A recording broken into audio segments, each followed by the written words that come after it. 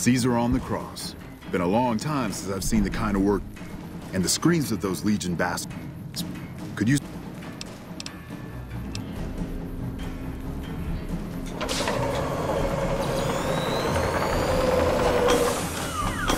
Guess it ain't no secret.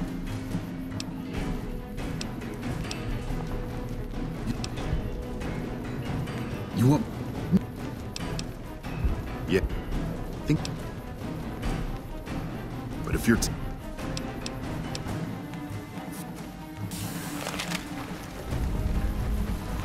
You did a super job wrapping things up. And I'm not just saying that, but I didn't want to make a...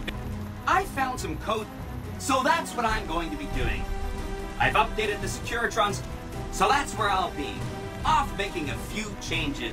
We accomplished a lot. And so the courier who had cheated death in the cemetery outside Good Springs cheated death once again, and the Mojave Wasteland was forever changed. The courier, with the aid of Yes Man, drove both the Legion and the NCR from Hoover Dam, securing New Vegas's independence from both factions. With Mr. House out of the picture, part of the Securitron army was diverted to the Strip to keep order. Any chaos on the streets was ended. Quickly. Chaos became uncertainty, then acceptance with minimal loss of life. New Vegas assumed its position as an independent power in the Mojave. Supporting the ideals of independence, the courier was recognized as the man responsible for a truly free New Vegas. He ensured Mr. House's tyranny was broken, and neither Caesar's Legion nor NCR would ever gain control over New Vegas. With little law left in the wasteland, the Brooms continued to defend themselves against the prospectors and scavengers invading their territory. After the courier ensured New Vegas remained free, the followers found that independent Vegas was even more unstable and violent than before. Old Mormon Fort became excessively burdened by the influx of patients, struggling to provide even the most basic of services. With New Vegas's independence formally declared, Good Springs thrived. More travelers stopped by Good Springs on their way to and from the Strip, and the locals grew prosperous from the traffic. With no cure for the Nightkin schizophrenia in sight, the disgruntled Nightkin left Jacobstown.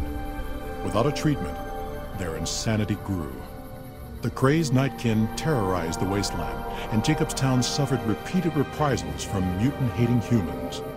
In the end, the surviving mutants abandoned Jacobstown entirely, its existence quickly forgotten by the rest of the wasteland.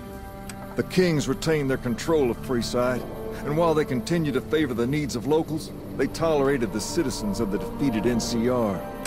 The NCR, battered by the loss of the dam, were unable to devote any troops to retaking the correctional facility from the Powder Gangers. As a result, Powder Ganger raids on caravans became an unfortunate fact of life in the Mojave for years to come. Armed with a wide array of improvised explosives and stolen weapons, the Vault 19 Powder Gang tormented the Mojave Wasteland for years. Citizens of the NCR were favorite targets, and they always suffered the worst fates. After Hoover Dam, Sheriff Myers runs Prim with his own style of frontier justice. He deals with most folks fairly, but now and then someone winds up dead with little to no evidence against them.